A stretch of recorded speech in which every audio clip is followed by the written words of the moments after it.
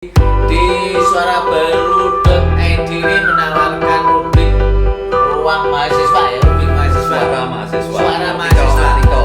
Nah, untuk artikel-artikel siapapun boleh menulis ya, terutama nanti mahasiswa program pendidikan bahasa dan sastra Indonesia UMK harus ditangkap ini tawaran dari Pak Widi ya. Jadi ini kesempatan untuk mengaktualisasi diri.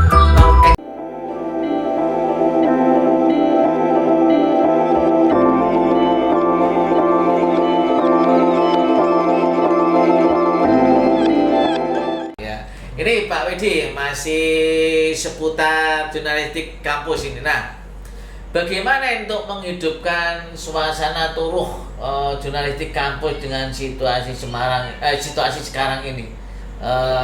Harus apa mungkin kampus perlu membuat kiat-kiat khusus atau untuk adanya kompetitor dalam arti lomba-lomba atau gimana ini Pak Widi? Iya, kalau zaman dulu kita memang kampus memfasilitasi secara luar biasa betul. Dengan ada koran kampus, dengan ada saya masih ini. ingat Pak Widi dulu nulis di Manunggal dapat honor. Iya, dapat honor. Honor, ya. Saya dapat honor, bahkan dapat honor 36.000. Saya buat beli kalung gitu.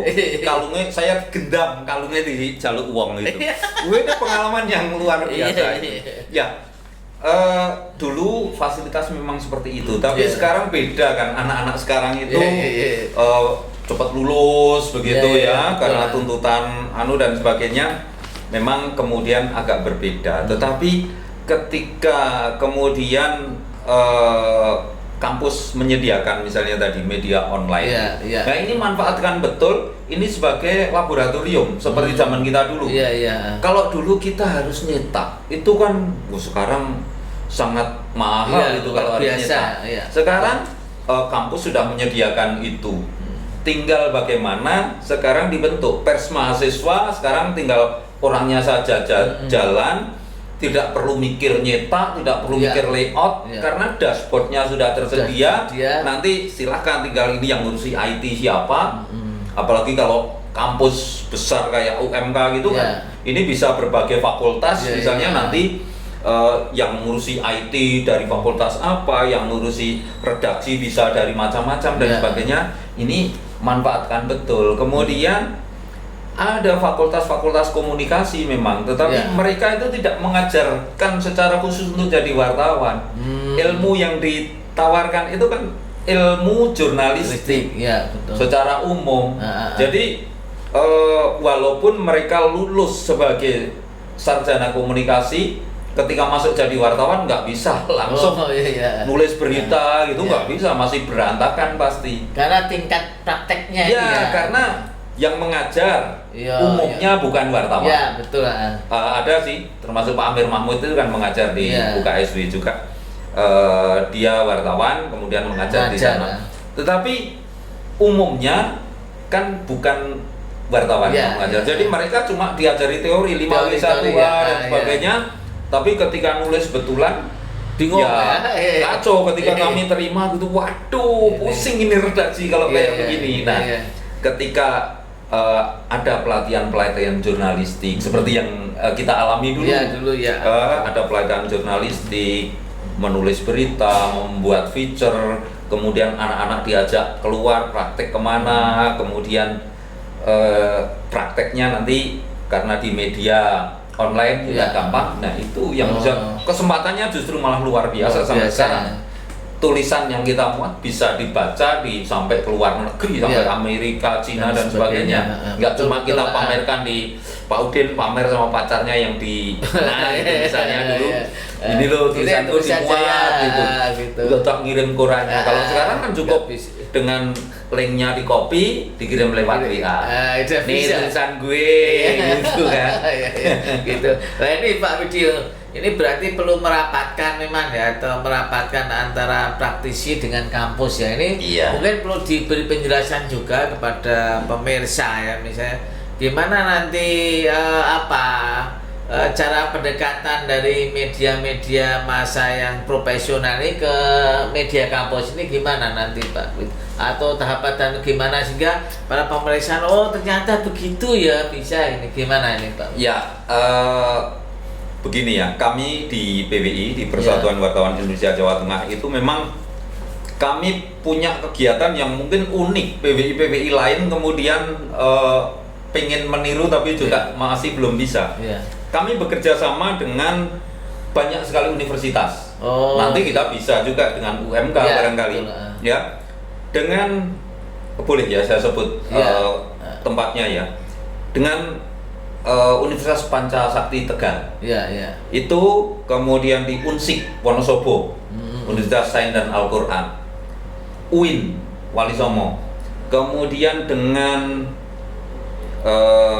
Unisula, kemudian dengan UKSW.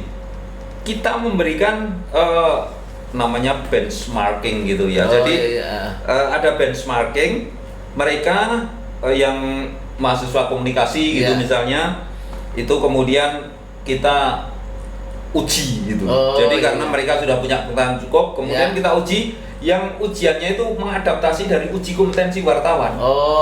Jadi mereka kita minta menulis berita, wawancara dan sebagainya. Itu kita nilai. Dan artinya standar tingkat kompetensinya di sana ya. Bahkan bukan hanya untuk tulis berita, untuk TV, untuk radio, kita buat di situ. Itu yang komunikasi ya. Kemudian yang UKSW kemarin juga kami secara daring gitu, kita memberi materi, kemudian mereka kita uji secara daring. Kemudian yang unik itu dengan Unisula, Fakultas Hukum Pak Udin. Fakultas Hukum loh, bukan komunikasi loh ya. Ini setiap mau ujian skripsi, mahasiswa diwajibkan mengikuti sekolah jurnalistik yang diselenggarakan PWI. Nanti dapat sertifikat gitu ya. Kemudian dapat sertifikat. Sertifikatnya ini menjadi sertifikat apa istilahnya pendamping ijazah. Ini Pak Gunarto, Dekan Fakultas Hukum mengatakan, kami terus terang berterima kasih dengan PWI karena orang-orang di luar percaya pada lulusan kami. Lulusan kami itu kalau untuk urusan membuat legal opinion, pendapat hukum, betul, lebih pintar dari yang lain karena mendapatkan pelatihan ini. Itu kemudian tidak diajari jadi wartawan, tetapi itu tadi menulis.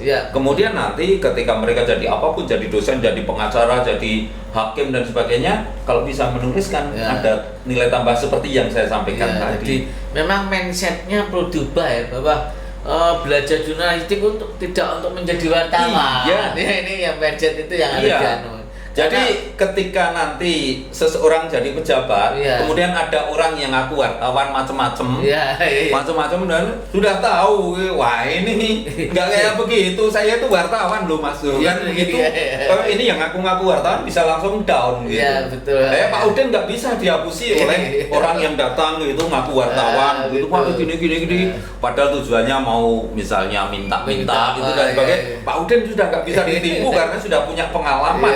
Dulu pernah jadi wartawan, temennya wartawan gitu. Jadi itu antara lain manfaatnya. Jadi manfaatnya banyak sekali, terutama berkaitan dengan intansi ya. Apalagi kalau kita bicara soal PR ya, ini sangat luar biasa ini. Ini barangkali perlu dijelaskan juga ini Pak Wid, PR ini kaitannya dengan jurnalistik ini gimana ini? Bagaimanapun PR itu tugasnya kan memperkenalkan, misalnya kami di Suara Baru, PR-nya itu bukan harus ada ini PR-nya Suara Baru. Saya PR, Mas Eko tadi yang bagian IT walaupun nggak pernah muncul itu PR. Kemudian ada adik yang bantu nyapu itu PR. Semuanya PR. Coba bayangkan ketika Pak Udin kesini, kemudian ada yang lagi nyapu di situ tanya, Pak, ini kantor Suara Baru, nggih nopo gitu. Kemudian Pak Uja ada, wah betul ngertos gitu. Anda sudah besok males datang sini, tapi ketika kemudian orang yang sedang nyapu, oh iya Bapak dari mana? Betul ini Suara Baru. Pak Widi biasanya datang jam sekian, mau ditunggu atau itu orang akan terkesan. Jadi betul. PR itu bukan hanya orang yang duduk di ruangan yang di situ ditulisi ruang PR atau humas, bukan. Nah, itu media menjadi ruang PR yang sangat luar biasa. Betul. Karena untuk mengabarkan setelah di-PR-kan kemudian dipromosikan. Betul. Pak Udin ini kan dalam rangka PR gitu. Betul. Ini dalam rangka PR, PR-nya UMK gitu ya. Nah, bagian promosi nanti ketika ini kan sudah mulai penerimaan mahasiswa baru yang bergerak mereka, tapi sudah pada nonton ini. Wah, saya mau kuliah aja di UMK. Kayak begitu. Nah, besok yang seneng ini yang bagian promonya itu besok ketika penerimaan mahasiswa baru orang sudah nonton podcast ini, wah saya kuliah di sana aja. Nah itu pentingnya PR membantu promosi tadi. Promosi kan urusannya sudah jualan. Betul. Nah ketika PR itu kan memperkenalkan, pencitraan tidak selalu buruk loh. Betul. Mematahkan gitu.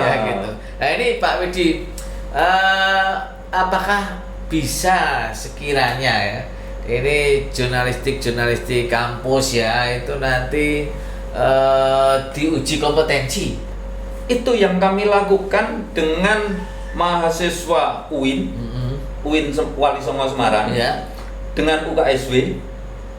Itu kemarin kami uji loh. Mereka kita minta menulis berita, kemudian menulis artikel, kemudian wawancara. Kemudian praktek yang televisi yang membuat rekaman. Buat rekaman kami punya di PWI itu, kami punya teman televisi, teman radio. Kemudian teman cetak dan online. Jadi ini bisa. Jadi kemudian diuji kompetensi di situ. Kemudian ini ketika nanti dia pengen jadi wartawan TV atau wartawan apapun, dia punya bekal, dia punya sertifikat itu kan. Sertifikat ini yang nanti bisa ketika melamar ini loh, saya pernah diuji. Standarnya uji kompetensi wartawan. Dan saya lulus nilainya ini gitu. Nah, ini kan sudah siap pakai Bisa. Kemudian yang tadi yang Unisula saya ceritakan tadi, mereka mau lulus wajib mengikuti. Dan juga bayar gitu. Juga bayar, tapi mereka kampus memang ini harus karena ini yang kemudian akan membantu mereka di dalam mendapatkan pekerjaan nanti dan mengembangkan profesi nilai tambah ini. Dan mahasiswa itu kayaknya belum ada yang jadi wartawan tapi mereka lebih cepat mendapatkan pekerjaan. Betul. Betul Pak Widya. Baik para pemirsa podcast PBSI, teman CIA kita, banyak hal yang kita bisa gali dari Pak Widi sebagai wartawan senior. Maaf, saya tidak suka disebut senior Pak Widi. Saya lebih suka disebut wartawan tua.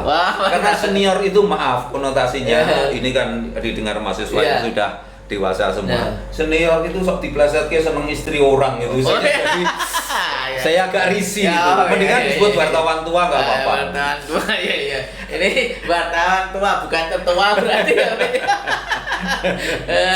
ini banyak hal yang bisa kita gali dari beliau bagaimana manfaat dari menulis yang sangat-sangat luar biasa. Nah, ini juga kaitannya ini Pak Widi untuk pengembangan pribadi Pak Widi mungkin dari nulis untuk pengembangan pribadi. Ini apa yang bisa digali nih Pak Widi?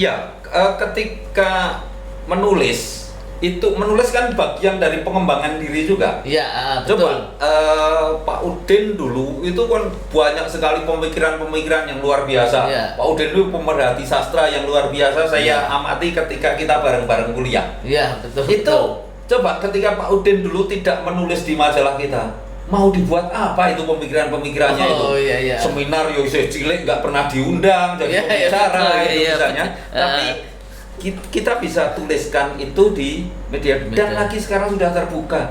Begini, daripada Anda nulis di Facebook status-status cuma begini misalnya, aduh malam sepi, teman satu kos pulang semua. Itu bahaya loh. Karena itu dibaca orang nanti, oh kos sana sepi ini berarti. Orang mau berbuat kejahatan bisa ke sana. Kan mendingan pemikiran-pemikiran kita yang seneng nulis puisi, ya tulis saja puisinya kemudian diunggah di Facebook. Kemudian membuat artikel apa yang artikel ringan sampai mungkin artikel yang sesuai dengan bidang yang kita pelajari, kita tulis, kita unggah di Facebook, kita tambahin foto. Itu kan ini pengembangan diri yang apalagi kemudian kami menyediakan ruang kalau tulisannya bagus bisa ditulis di sini. Itu jadi menulis jangan berhenti menulis lah. Beruntung kita dulu kan latihan menulis, sejak kecil kita suka, sejak SMA kita sudah suka dan beruntung sekarang. Coba Pak Udin, tadi saya katakan jadi apapun ketika menulis menjadi akan punya nilai plus. Saya yang wartawan memang kerjaannya menulis, tetapi ketika saya tidak penulis artikel, saya nggak mungkin diundang jadi pembicara, nggak mungkin diundang jadi juri, nggak mungkin jadi asesor, nggak mungkin karena ya anggapannya kalau wartawan biasa lah nulisnya berita 2 koloman, gosip itu segala macam. Tapi kita tunjukkan bahwa kita bukan wartawan biasa. Wartawan itu memang generalis. Pada titik tertentu seperti dokter dia akan menjadi spesialisasi, punya spesialisasi. Ya saya memang kemudian kemarin ini caranya saya mau dekat-dekat ke pariwisata gitu. Pariwisata, ke budaya gitu ya. Sampai sekarang saya masih terus menulis tentang pariwisata, saya belajar pariwisata. Tetapi yang lain saya ketika harus menulis berita olahraga pun saya bisa gitu. Apalagi budaya. Iya, tetapi yang khusus-khusus makanya saya sering juga diundang Dinas Pariwisata untuk jadi narasumber dan sebagainya. Itu keuntungannya karena saya sering nulis. Asik sekali pemirsa, dari banyak hal yang sudah dibeberkan oleh Pak Widi berkaitan dengan menulis. Jadi menulis tidak kenal waktu, tidak kenal tempat. Ini tantangan terutama bagi mahasiswa ya untuk segera menuangkan gagasan, ide, pikiran dalam bentuk menulis dan sudah disediakan wadah ya. Ini juga nanti ini Pak Widi nanti akan kita tindak lanjuti mungkin dari mahasiswa kami yaitu Pendidikan Bahasa dan Sastra Indonesia. Kami siap misalnya Kudus, diminta untuk ngajari nulis artikel. Saya katakan tadi soal honor itu aku ora mikir kok. Saya mikir kan panitia. Tapi itu guyon. Tapi saya katakan tadi saya bahkan ini dengan teman-teman yang bekerja sama dengan kami, itu saya dengan Pak Amir, ini universitas itu yang kerja sama dengan kita kalau ngirim kok nganu ya tulisannya kayak gitu. Biar aku ngajarin nulis mereka. Itu nggak usah honore wis. Yang penting nanti tulisan ke kita bagus, kita tinggal muat saja. Nah itu saya senang karena dulu kan pernah saya juga diundang Pak Udin untuk ngajarin nulis. Itu saya senang sekali berbagi. Kayak begitu saya ngajar di SMA, sebuah SMA itu nek dipikir dari honornya nggak nganu Pak Udin, tapi saya itu berbagi, memprovokasi anak-anak untuk gemar menulis dan kepuasan bisa menyampaikan ilmu kebaikan kepada orang lain. Jadi ini yang betul, ini beliau ini pernah saya undang ke Universitas Muria Kudus untuk melatih jurnalistik tingkat dasar ya Pak Widi beberapa kali ya. Ini Pak Widi mengasihkan sekali ini pembicaraan kita. Kalau kita teruskan bisa sampai pagi nih. Saya nggak pulang-pulang nanti ini. Pemirsa, ini kebetulan kami ini berada di kantornya suarabaru.id. Kebetulan beliau ini adalah sebagai pemimpin redaksinya atau pimpretnya. Sebagai penutup Pak Widi mungkin ada pesan-pesan ya, karena ini konteksnya konteks jurnalistik kampus, apa yang bisa atau perlu disampaikan kepada mahasiswa Pak Widi, monggo. Ya, Anda jangan kemudian merasa apa ya, wah wartawan itu sudah profesi yang tidak menjanjikan misalnya, sehingga ada pelatihan jurnalistik, wah males ya. Enggak, kami memberikan pelatihan jurnalistik tidak untuk ngajari Anda jadi wartawan. Dari 100 yang dilatih mungkin hanya 2 atau 3 yang benar-benar, karena wartawan itu kan kerja yang memang ada passion tersendiri ya. Walaupun sekarang banyak yang terpaksa jadi wartawan lah, mulai gawean angel itu. Kemudian jadi wartawan yang rusak itu. Tetapi yang penting menulis itu. Jadi ketika ikut pelatihan jurnalistik itu menulis. Ketika kemudian nanti Anda jadi pejabat, itu tahu ketika ada wartawan datang, ini wartawan bener atau bukan. Anda sudah bisa sombong gitu. Saya juga wartawan, Mas. Rasa ngapusi gitu. Ini manfaat-manfaat yang didapat. Tapi yang penting itu menulis tadi. Menulis. Jadi nulis di Facebook jangan hanya ngeluh, jangan hanya curhat masalah pribadi yang remeh-temeh gitu, tapi manfaatkan Facebook untuk menulis, menuangkan pemikiran-pemikiran kita. Kemudian buat blog. Apalagi sekarang banyak media yang menyediakan online ya, terutama betul. Silakan. Itu menulis karena itu akan menjadi orang yang plus, dosen yang plus, dokter yang plus, guru yang plus, berbeda dengan yang lain. Jadi sekali lagi menulis tanpa akhir ya. Oleh karena itu ada peribahasa yang mengatakan saya menulis maka saya ada. Ada lagi verba profan. Terus apa lagi ya? Kalau hanya ngomong itu profan. Tapi skripta manen. Skrip itu kan menulis ya, betul. Verba profan. Skripta manen. Ketika Anda cuma ngomong kayak begini ya, sekarang ada rekaman. Bisa. Betul. Tetapi kalau zaman dulu kita ngomong saja nggak ada yang nyatet gimana. Tapi ketika kita menulis itu manen, permanen. Orang bisa baca sampai anak cucu kita. Betul. Ini pesan yang pesan yang harus direnungkan ya, dan harus ditindaklanjuti dengan menulis.